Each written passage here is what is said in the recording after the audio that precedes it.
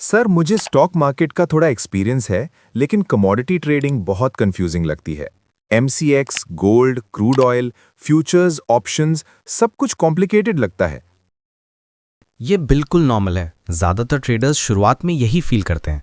Commodity trading ऊपर से complex दिखती है, लेकिन जब इसका स्ट्रक्चर और लॉजिक समझ में आ जाता है तो ये इक्विटीज से ज़्यादा सिस्टमैटिक और क्लियर हो जाती है। बेसिक से शुरू करते हैं। एमसीएक्स आखिर है क्या? एमसीएक्स का मतलब है multi commodity exchange of India. ये एक रेगुलेटेड एक्सचेंज है जहां gold, silver, crude oil, natural gas और कॉपर जैसी कमोडिटीज कॉन्ट्रैक्ट्स के रूप में ट्रेड होती हैं। फिजिकल डिलीवरी नहीं होती। स्टॉक्स छोड़कर कमोडिटीज ट्रेड करने की क्या वजह है? 3 मेन रीजंस हैं। पहला, कमोडिटीज ग्लोबल इंस्ट्रूमेंट्स हैं, इसलिए इंटरनेशनल न्यूज़ पर तेज रिएक्ट करती हैं। दूसरा, इनमें हाई लिक्विडिटी और वॉलेटिलिटी होती है जो ट्रेडर्स के लिए फायदेमंद है। तीसरा, कमोडिटीज इन्फ्लेशन, करेंसी मूवमेंट और जियोपॉलिटिकल रिस्क के खिलाफ हेजिंग के लिए बहुत यूजफुल है। एमसीएक्स में सबसे ज्यादा कौन सी कमोडिटीज ट्रेड होती हैं? सबसे एक्टिव कमोडिटीज हैं gold, silver, crude oil, natural gas और कॉपर। गोल्ड और सिल्वर सेफ हेवन एसेट्स हैं। क्रूड ऑयल और natural gas global demand supply पर डिपेंड करते हैं। कॉपर ग्लोबल इकोनॉमिक ग्रोथ का इंडिकेटर माना जाता है।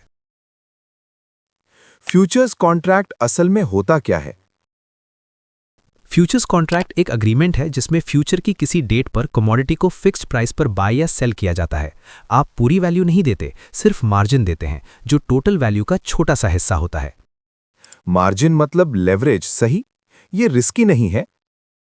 हाँ, मार्जिन लेवरेज देता है। लेवरेज प्रॉफिट बढ़ा सकता है और लॉस भी। इसीलिए कमोडिटी ट्रेडिंग में रिस्क मैनेजमेंट और स्टॉप लॉस मैंडेटरी हैं, ऑप्शनल नहीं। कॉल और पुट ऑप्शंस बहुत कंफ्यूजिंग लगते हैं। सिंपल सोचिए, कॉल ऑप्शन तब लेते हैं जब प्राइस ऊपर जाने की एक्सपेक्टेशन हो। पुट ऑप्शन तब लेते हैं जब प्राइस नीचे जाने की एक्सपेक्टेशन हो। ऑप्शन बायर के लिए मैक्सिमम लॉस सिर्फ प्रीमियम तक लिमिटेड होता है। बेटर क्या है, फ्यूचर्स या ऑप्शंस? फ्यूचर्स फास्ट और डायरेक्ट होते हैं, लेकिन रिस्क ज़्यादा होता है। ऑप्शंस बिगिनर्स के लिए सेफल होते हैं क्योंकि लॉस लिमिटेड होता है। एक्सपीरियंस ट्रेडर्स मार्केट कंडीशन के हिसाब से दोनों को कंबाइन करते हैं। कमोडिटीज में इंटरनेशनल डेटा कितना इंपॉर्टेंट है? बहुत ज़्यादा important. Gold US interest rates और डॉलर से मूव करता है। क्रूड ऑयल ओपेक डिसीजंस और जियोपॉलिटिकल टेंशन से। नेचुरल गैस वेदर और इन्वेंट्री डेटा से। इंडियन मार्केट से पहले कमोडिटीज ग्लोबली मूव करती हैं। इकोनॉमिक न्यूज़ सच में इतना इफेक्ट डालती है? हाँ, inflation data, interest rates, US federal reserve decisions, crude inventory reports, सबका डायरेक्ट इंपैक्ट होता है। ग्लोबल डेटा इग्नोर करके कमोडिटीज ट्रेड करना मतलब आंख बंद करके ट्रेड करना। कमोडिटीज इंट्राडे ट्रेड करनी चाहिए या लॉन्ग टर्म? दोनों पॉसिबल हैं।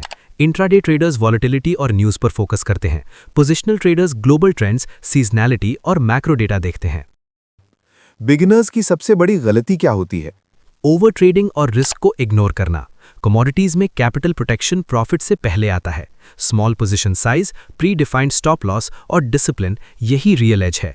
अगर कोई आज स्टार्ट कर रहा है तो पहला स्टेप क्या होना चाहिए? एक कमोडिटी चुनिए और उसे डेप्थ में समझिए। उसके ग्लोबल ड्राइवर्स, कॉन्ट्रैक्ट स्ट्रक्चर और बिहेवियर सीखिए। स्मॉल ट्रेड कीजिए, कंसिस्टेंट रहिए और क्विक मनी नहीं, प्रोसेस पर फोकस कीजिए। अब कमोडिटीज लॉजिकल और स्ट्रक्चर्ड लग रही हैं। यही ऑब्जेक्टिव है।